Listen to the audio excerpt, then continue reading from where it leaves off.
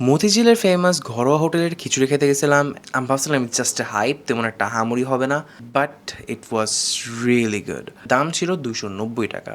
রাইসটা খুবই মাখো মাখো আর অনেক অ্যারোম্যাটিক ছিল, লাইক অলমোস্ট লাইক বিরিয়ানি দেন খিচুড়ি।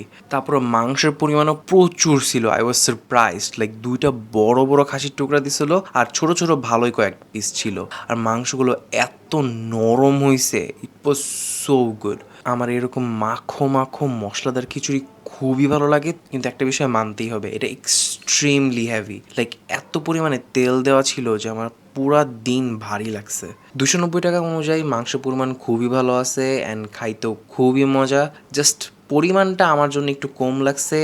আপনাদের ভাবি অর্ধেক খাইছে দেখে বাকিটুকু আমি খাইতে পারছি, তাই আমার পেট ভরছে। এরপরে নিয়েছিলাম 120 টাকার falooda, which was really good. Like এটা বিউটি ফালুদা থেকে খুবই বেশি মজার, কারণ হইতেছে বিউটি ফালুদাতে তেমন একটা দই দেয় না, দই খুবই কম দেয়, বাট এখানে দই প্রচুর পরিমাণে দিছে, যেটা খুবই মজা। লাস্টে ওদের চা নিয়েছিলাম, চাটাও খুবই ভালো ছিল, লাইক সুন্দর অ্যারোম্যাটিক ছিল, তারপরে হালকা দুধের flavour.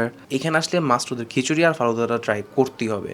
This is reason for food core, signing out.